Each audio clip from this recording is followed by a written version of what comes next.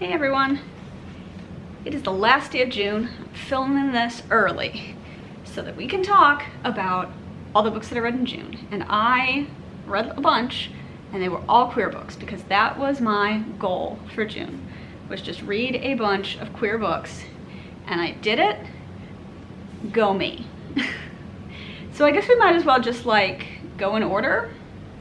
So I started with a Light from Uncommon Stars by Rika Aoki, which is, it's kind of a fantasy book and it's also kind of sci-fi. It is kind of a weird book.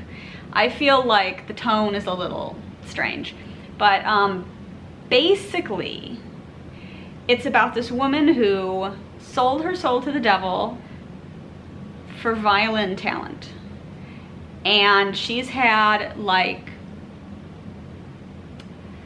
what is it, 47 years to deliver 7 souls to the devil, and then after that she'll be free.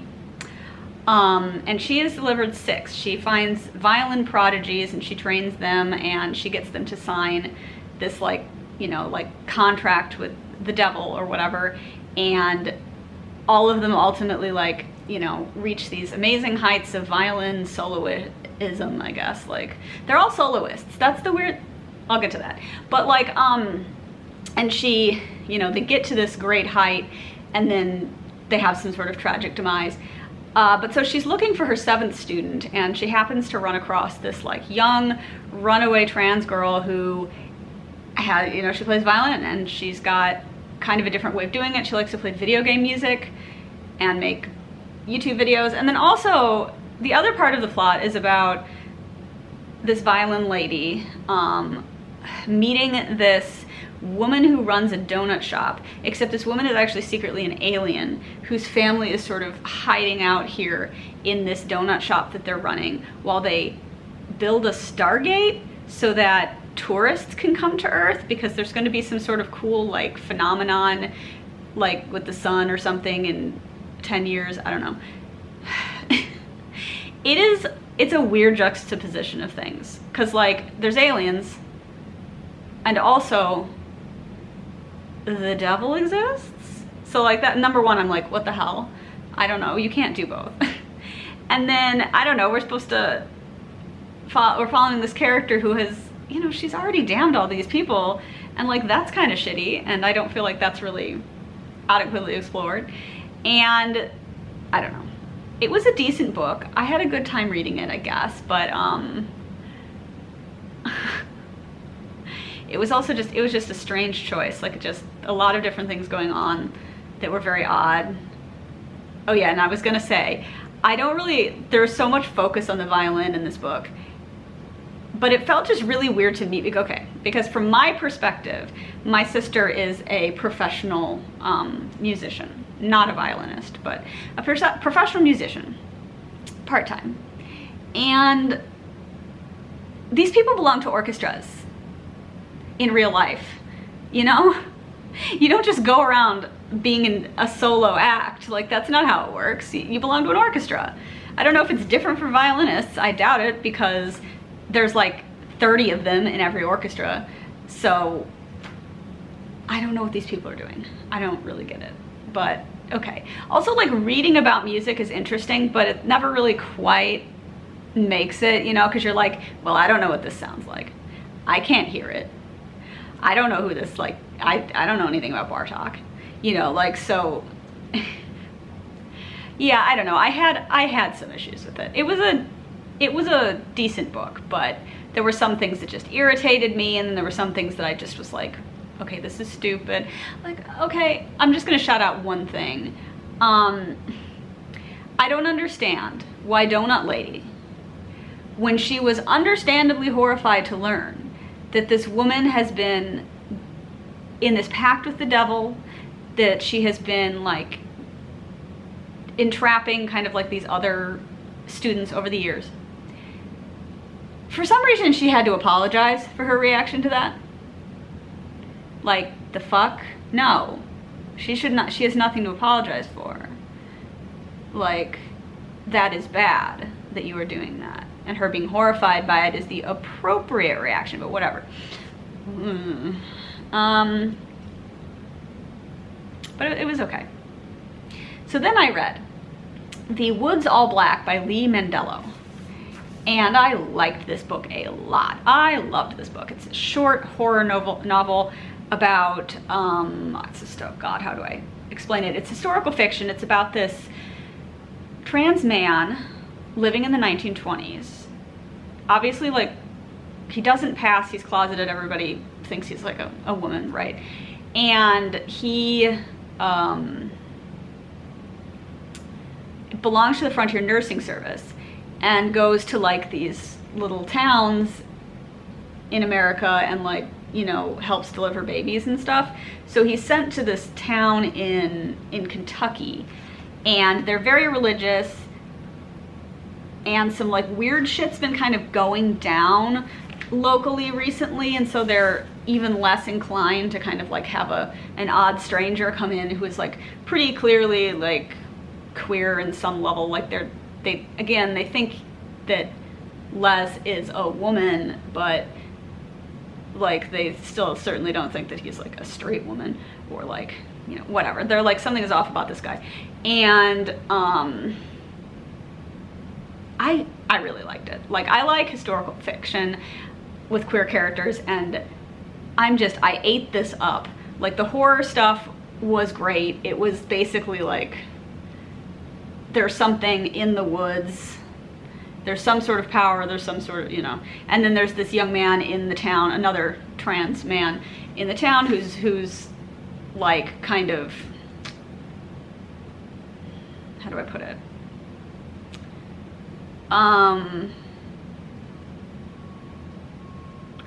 Well, they're like trying to force him to marry this guy who's just raped him,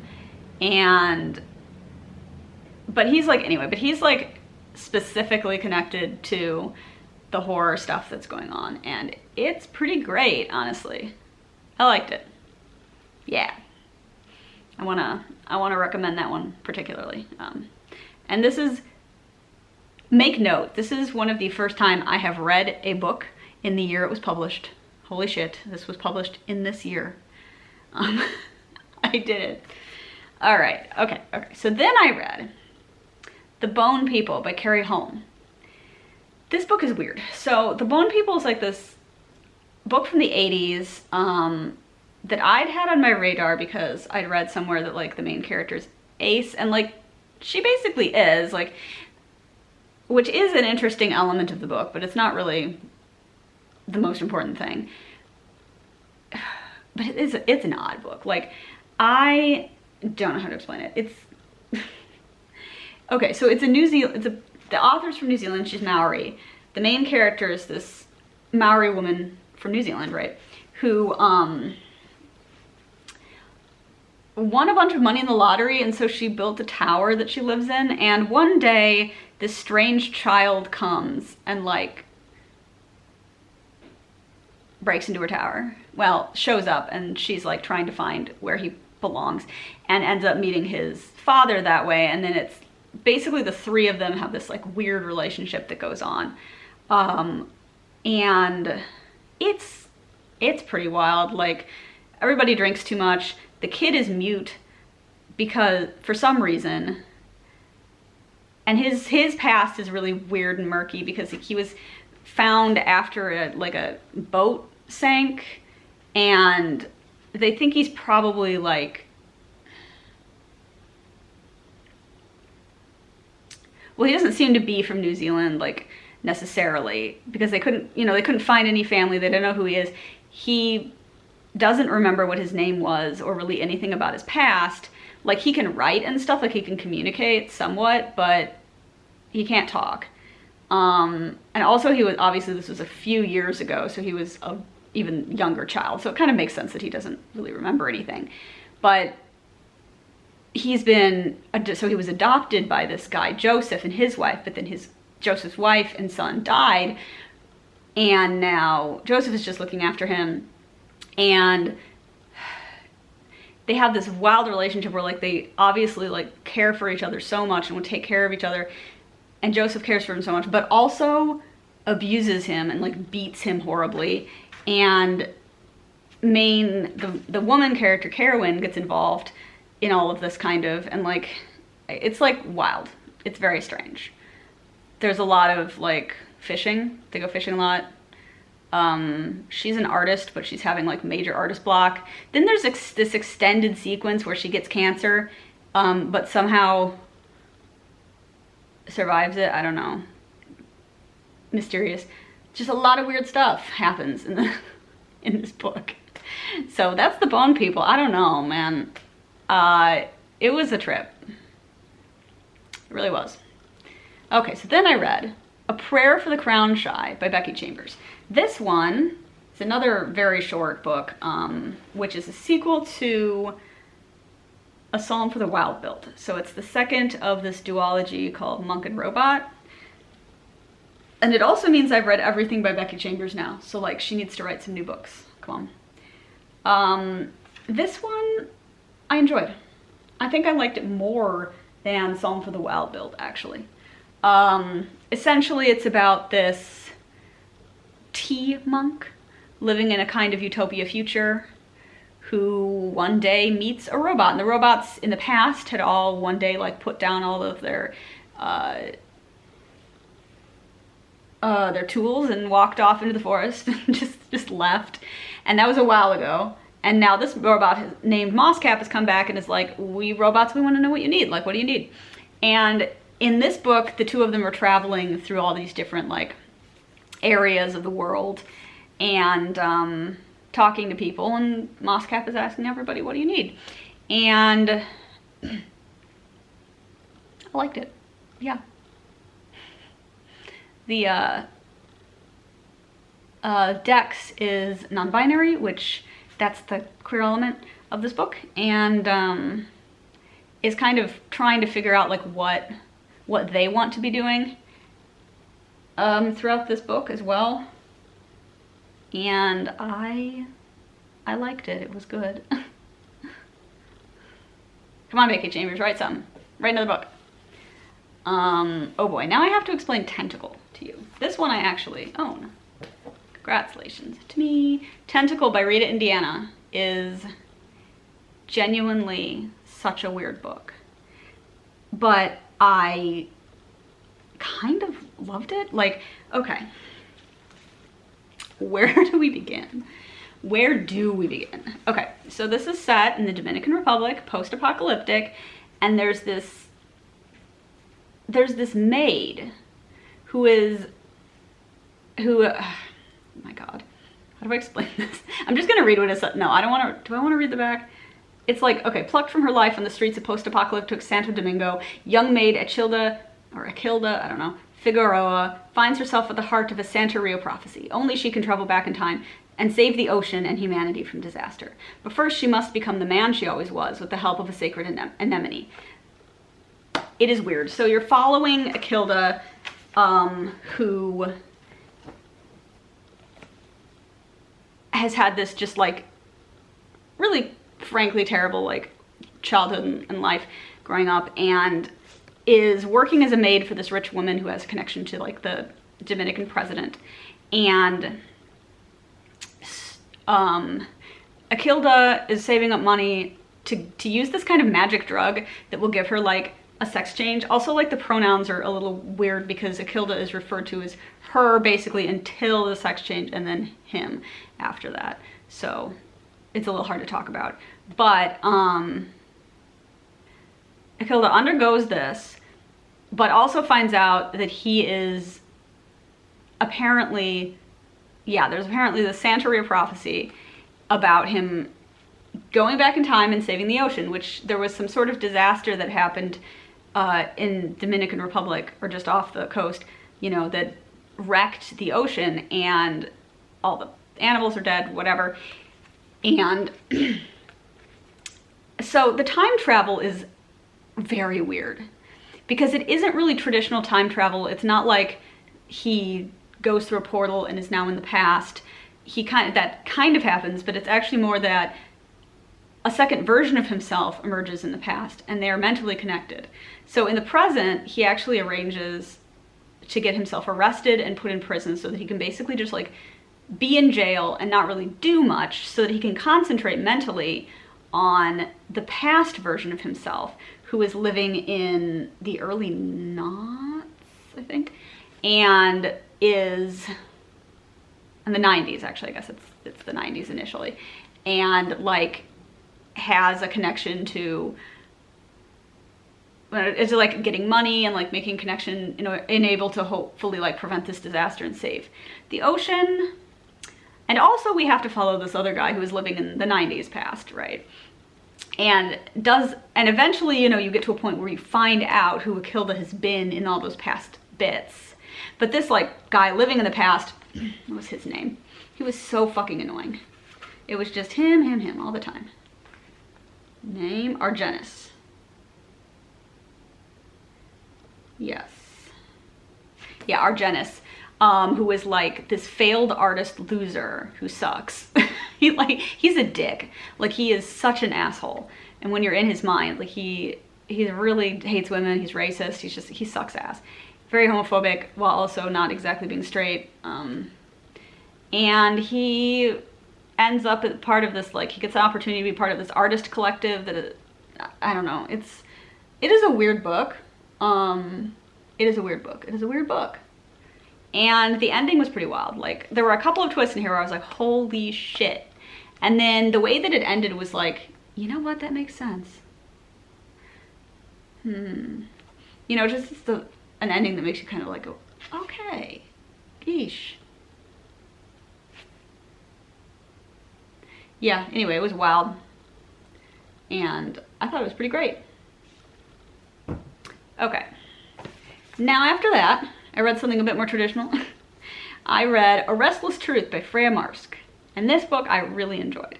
So this is the sequel to A Marvelous Light, which I read a couple months ago, which is basically a fantasy series where there's some magic in essentially the real world. It's historical fiction with magic. And in this book, we're continuing the plot from the first one in that, like, the basic main plot thing that they kind of discover in the first book is that there are these 3 hidden magical objects, and once they're all brought together, it's connected to this thing called the Last Contract, and it has something to do with why there's like magic in England and the fairies, and I don't know. Not that we ever see any fae, but the thing is that there are people who want to get these magical items and bring them all together and then change kind of fundamentally the way that magic in England is gonna like work and who gets to use it and stuff. And our protagonists are, you know, against that generally. So in this book, they're trying to sort out the other artifacts. Like, the first book ended with the bad guys actually getting one of them. So it's like they know where it is because the bad guys have it. But the other 2, they need to try and find and square away. So in this book, we're following the younger sister of the main guy from the first book, and she is traveling across the Atlantic on a White Star Line cruiser from New York to, I guess, Liverpool, presumably. And alongside this woman who was one of the group of women who got together and like originally found the pieces of the Last Contract and basically fucked all this up for everybody. And, you know, she went to find her in New York and to bring her back and, you know, to warn her about what's going on. Unfortunately, basically the first thing that happens in the book is this woman gets murdered. So Maud has to spend the journey trying to figure out like where the item is, who killed this woman, you know, what else is going on. But there's several other people on board who are magical or have knowledge of magic, and so she gets together with them. It's also sapphic. It's a very sapphic story, which A Marvelous Light was gay, had a lot of that, so this has a lot of gay stuff, but with women. And I enjoyed it a lot. Yeah, for sure. It was fun. And I think that Freya Marske does a really good job of like coming up with characters to put in these scenarios, like to have fall for each other against the backdrop of all this other nonsense happening. So I think she does a good job. And I'm definitely gonna read the third book soon, hopefully. Give me a couple months, but yeah, I mean, like, I think it's a good series. I really enjoy, as I said earlier, queer characters in historical fiction, so this really like scratches that itch. Plus including some magic, and I like the way that they do magic. They do it by like doing precise, like, as they call it, cradling. Like, you know how you do cat's cradle or whatever when you're growing up? It's like that, but without the string. And it's interesting also to get little bits of information of how like magic is a little bit different in all these other parts of the world. Like, one of the main characters in this book, Violet, has spent several years, she's British, but she spent several years in America, and so she's picked up a thing that they do in America, which is like using rings made of different kinds of material to like enhance certain types of spells. So that's kind of cool. Yeah, so I liked that one a lot. It was really fun to read. Okay, now I finally come to the last book, which I just finished this morning, so like my thoughts on it are maybe not entirely coherent yet, but I read Some Desperate Glory by Emily Tesh. This was honestly great. Like, yeah, it is a standalone, dear God, I hope it's standalone. It's standalone so far, but it's only from last year. But it's a standalone science fiction book about this girl who was raised in sort of the last remnants of humanity on this like space station. They're all very, you know, raised to do military stuff, and, you know, she's kind of reaching the end of her training, and she and her cohort are going to be assigned to certain stuff, and she is like, yeah, we all have to do our part, and then gets assigned to Have Babies for Humanity division, and she's like, actually fuck that. But she learns that her brother has run away, he's defected and run away, and she's determined she's gonna go find him. So it's like, the amount of insane stuff that happens in this book, I don't even like know where to begin. Because there are these aliens, and they have this like AI computer thing called the Wisdom that is like supposed to be incredibly smart and good at like making decisions and running everything perfectly. But then also it blew up Earth, and that's like part of the whole reason that the remnants of Earth are on a shitty space station hating everybody, except there are other humans that live on a different planet, but yeah, they're not involved in this. And they are literally like hell-bent on this revenge. It's this like crazy, horrible little like cult system that has developed, and it's interesting to see the character of Kyra like go through learning, like deconstructing, essentially, like learning how much of the stuff that she's been told is a lie. But then also the Wisdom is able to like yank reality to other sort of parallel dimensions to change things. And so there's actually a number of different repeats, in a sense, that happen. You see a couple of different realities. Like, it is, yeah, it's honestly like really great. I think that this should get a little bit more attention than it gets, honestly. Yeah, I think this is really good. Sorry, my battery's blinking, trying to finish. And I'm very glad that I slipped it in here at the end of June. Yeah, no, just made me cry a lot. It was very good. So I recommend it. Really, I recommend most of these books. Just read Tentacle. This is just so strange. Strange things should be read, right? But I'll see you next month when I'm probably going to talk about a bunch of not queer books, because I have a whole pile of like really thick things that I really want to read soon. So goodbye.